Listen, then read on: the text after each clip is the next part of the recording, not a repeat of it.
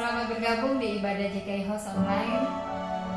Saya mengajak kita semua, ayo kita beribadah kepada Tuhan. Hari-hari ini bagi engkau yang mengalami letih, lesu, berbeban berat, penuh dengan pergumulan, banyak tekanan, banyak pikiran, firman Tuhan berkata, ayo kita datang kepada Tuhan. Dia Tuhan yang menghibur kita, Dia Tuhan yang menolong kita. Dialah sumber kekuatan kita yang akan memberikan kita kekuatan yang baru dan menyegarkan kita kembali di dalam hadiratnya, di dalam kebenarannya, dalam kasih-Nya. Mari kita memuji Tuhan dengan lagu Engkaulah Kekuatanku sambil kita berharap-harap dan menanti-nantikan Tuhan untuk terima kekuatan baru dari Tuhan.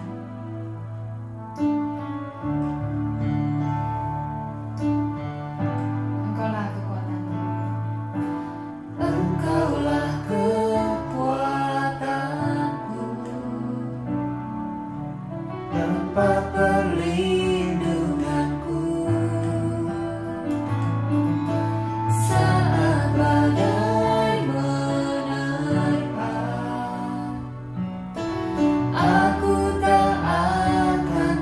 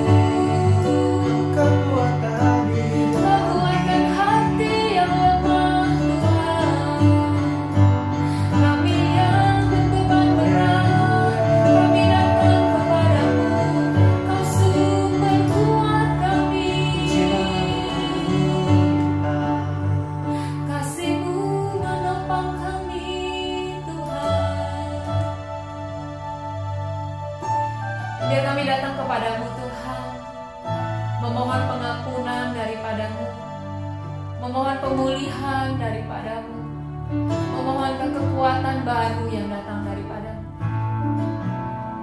Firman-Mu mengingatkan kami akan kasih Bapa. Firman-Mu membaharui kami Tuhan.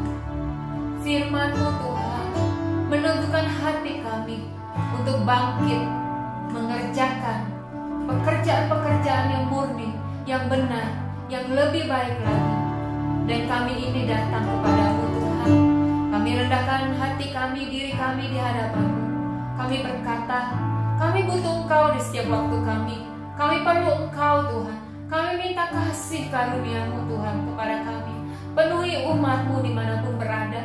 Penuhi setiap seruan kami anak-anak-Mu Tuhan. Dalam kondisi apapun Tuhan. Kami yang sedang kuat, kami yang sedang semangat, biar semakin kuat dan semakin semangat. Tapi kami Tuhan yang letih lesu dan berbeban berat, kami yang sangat-sangat perlu Engkau Tuhan. Kami sangat perlu akan kekuatan baru di dalam Tuhan. Jamah anak-anak-Mu Tuhan. Kuatkan kembali ya Bapa.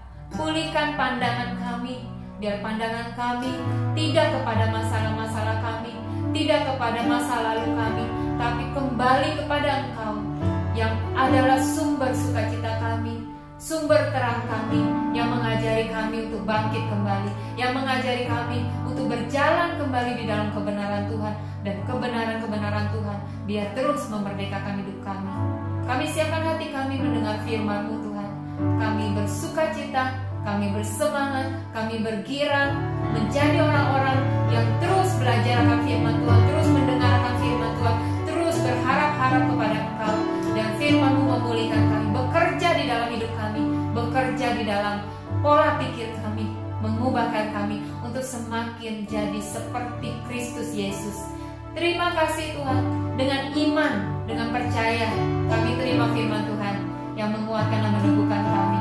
Di dalam nama Yesus, kami katakan, amin. Selamat menikmati firman Tuhan.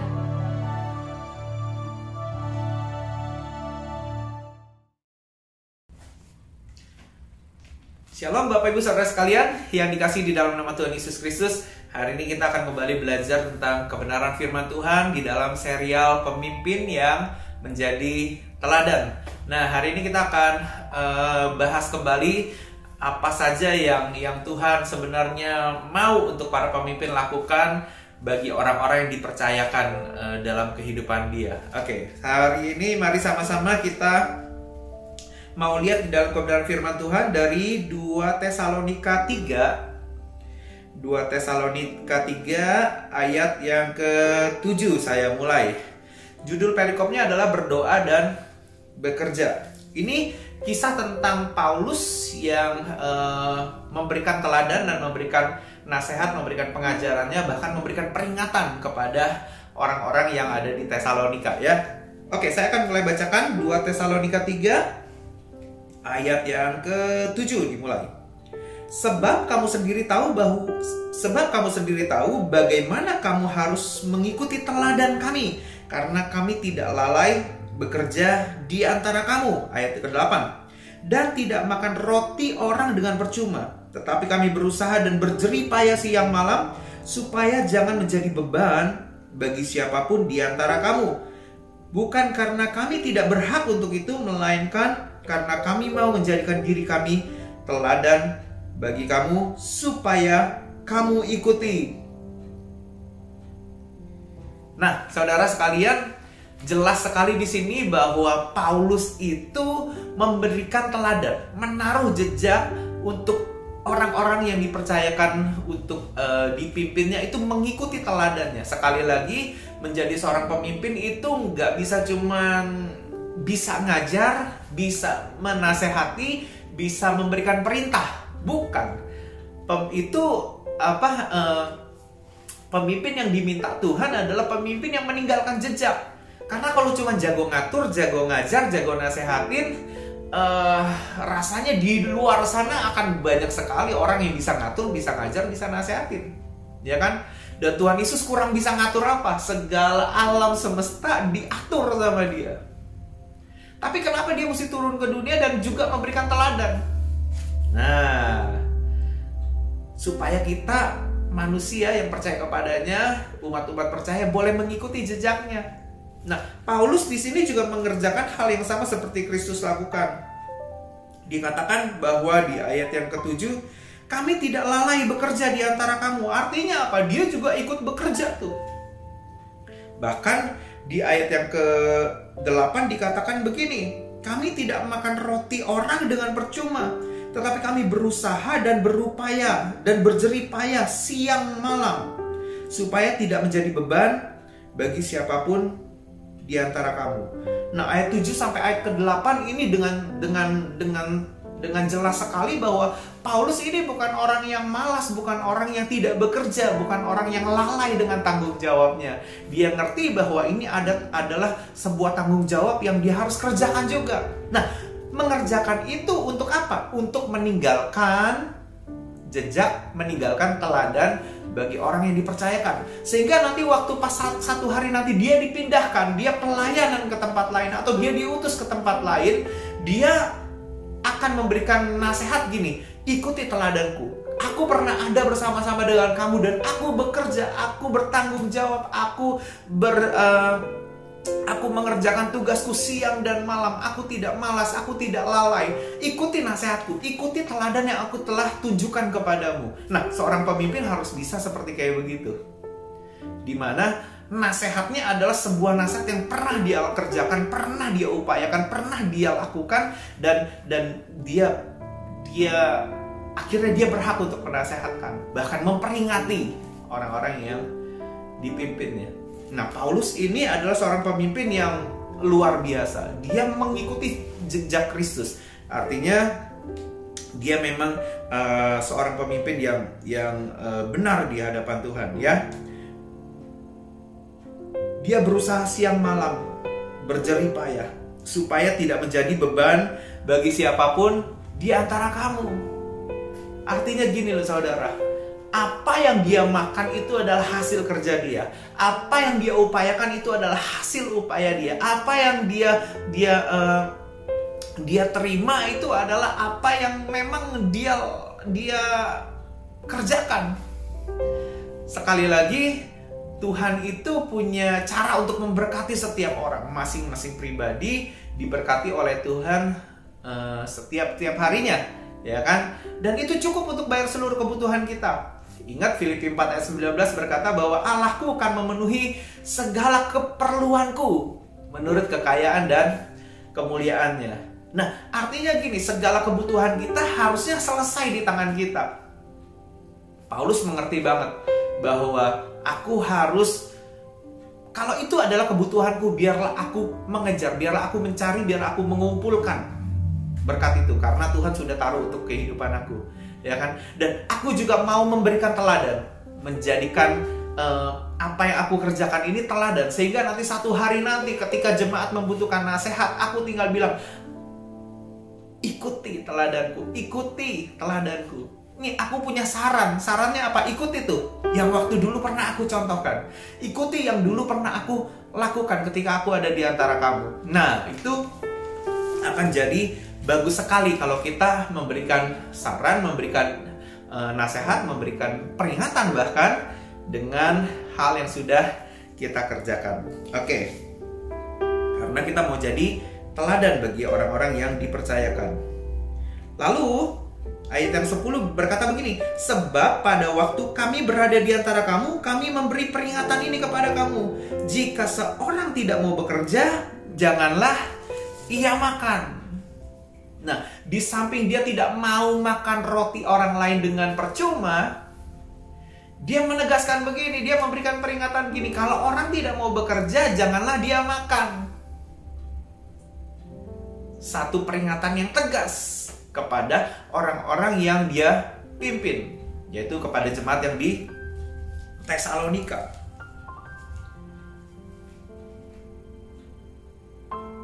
Jadi begini saudara, banyak kita mulai salah kaprah. Mulai salah kaprah artinya begini, kalau orang yang gak boleh makan, artinya bukan gak boleh makan. Kalau orang yang tidak makan adalah orang yang tidak punya uang atau orang yang miskin dalam tanda petik. Sehingga dia tidak bisa beli makanan dan dia tidak dapat makan. Tapi kalau Paulus berkata sebenarnya gini, jika seseorang tidak mau bekerja, janganlah ia makan. Konsepnya sebenarnya begini loh saudara-saudara sekalian. Kalau tidak bekerja, jangan dia makan walaupun dia punya uang. Nah, tapi kan kalau orang punya uang, dia berhak buat beli makanan, bener gak? Dia berhak untuk pilih segala macam makanan yang dia mau makan karena dia punya uang. Tapi konsep yang sebenarnya Paulus berikan di dalam kitab 2 Tesalonika ini adalah gini saudara. Kalau orang lain tidak bekerja, harusnya dia tidak makan. Walaupun ada uang di akunnya, walaupun ada makanan di situ, harusnya dia tidak makan. Menarik kan? Kita lanjut, karena minggu depan mungkin saya akan bahas ini lagi lebih detail di dalam soal jika orang tidak mau bekerja, janganlah ia makan. Kita lanjut dulu sedemikian karena hari ini kita mau bahas pemimpin yang menjadi teladan, mengikuti teladan Paulus yang dia juga bekerja walaupun dia melayani Tuhan dengan penuh semangat, melayani Tuhan dengan giat, tapi dia juga bekerja, ya. Ayat yang 11 berkata begini, kami katakan ini karena kami mendengar bahwa ada orang yang tidak tertib hidupnya dan tidak bekerja, melainkan sibuk dengan hal-hal yang tidak berguna. Nah, ayat 11 ini bagus.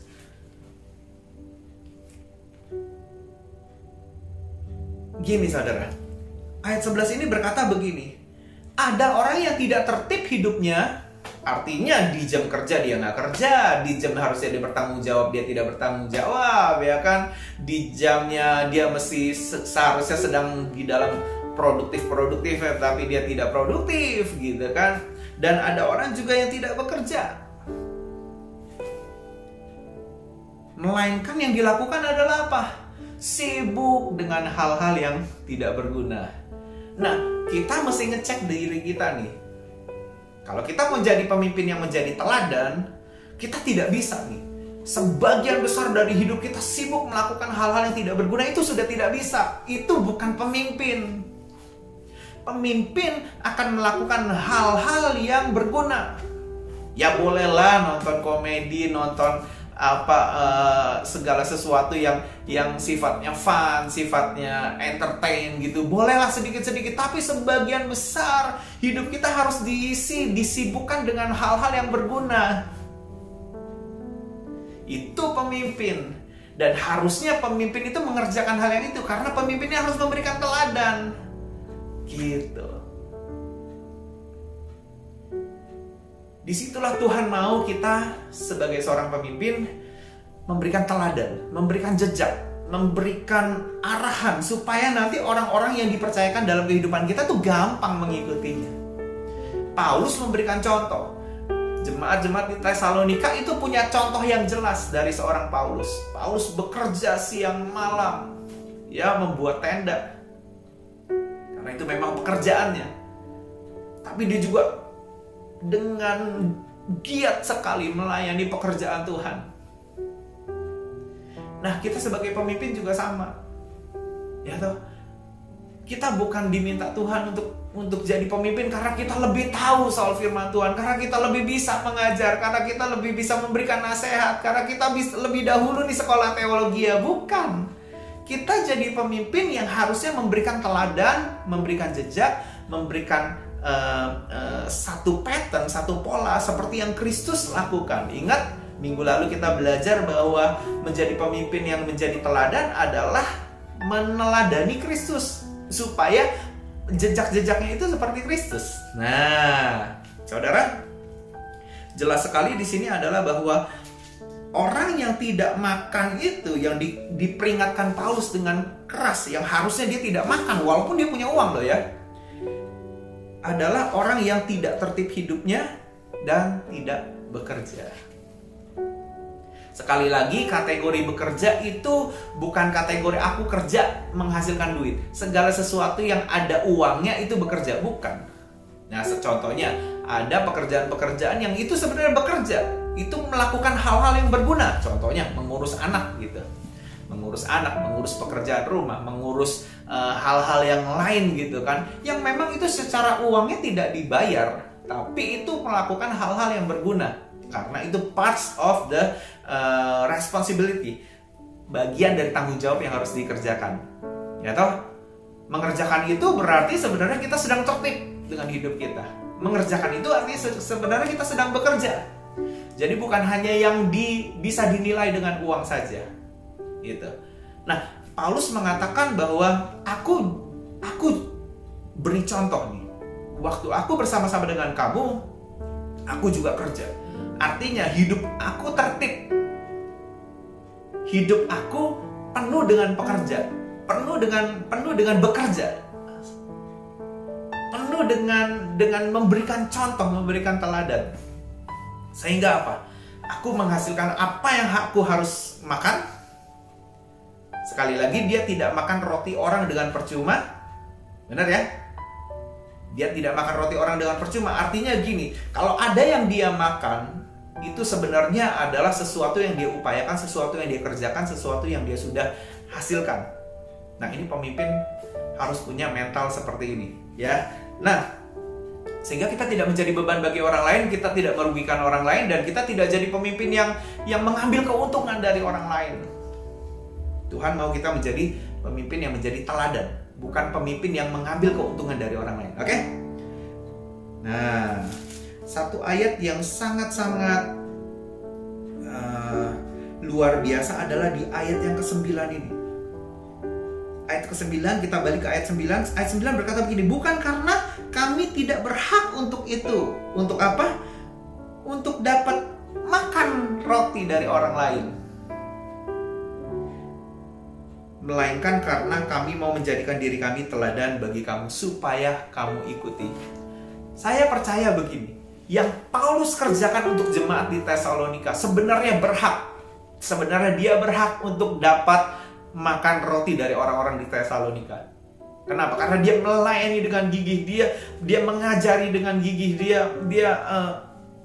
dia membangun jemaat ini di dalam pengenalan akan Tuhan. Sebenarnya dia berhak. Dikatakan bahwa bukan karena kami tidak berhak untuk itu, untuk dapat makan roti dari roti orang lain, tapi karena dia juga tahu bahwa aku harus jadi pemimpin yang memberi teladan. Aku harus menjadi pemimpin yang memberikan pattern sehingga jemaat ini bisa mengikuti jejak-jejak itu. Nah, saudara, jadilah kita seperti Paulus, belajar dari teladan Paulus. Paulus ini bekerja, tertib hidupnya, nggak berantakan hidupnya. Dia punya pattern, dia punya jadwal kerja, dia punya schedule kerja, dia tahu apa yang dia kerjakan, dan bahkan kerjaannya excellent. Dia punya sistem bagaimana dia bekerja, dan bahkan juga dia bisa membagi waktu dengan baik antara bekerja dan melayani dan mengiring Tuhan, mengejar panggilannya. Dia punya sistemnya. Dia adalah orang yang sangat bertanggung jawab, sangat memakai waktunya dengan baik, sangat memakai talenta pikirannya dengan baik, ya kan? Sehingga apa? Dia bukan hanya tidak menjadi beban bagi orang lain, dia bukan hanya makan dari hasil yang dia kerjakan gitu. Dia nggak ngambil dari roti orang lain dengan percuma, walaupun dia berhak, sekali lagi, walaupun dia berhak, gitu kan. Dia nggak jadi pemimpin yang cuman pinter ngajar, pinter nasehatin, pinter memberikan perintah dan lain sebagainya, tapi dia menjadi pemimpin yang memberi teladan bagi orang-orang yang dipercayakan. Nah, nama Tuhan akan dipermuliakan. Ikutilah teladan Paulus. Paulus memberikan contoh yang luar biasa kepada jemaat-jemaat yang dia rintis, kepada orang-orang yang dia dipercayakan untuk dia pimpin, ya. Jadi Paulus ini mengatakan bahwa jika seseorang tidak mau bekerja, janganlah ia makan.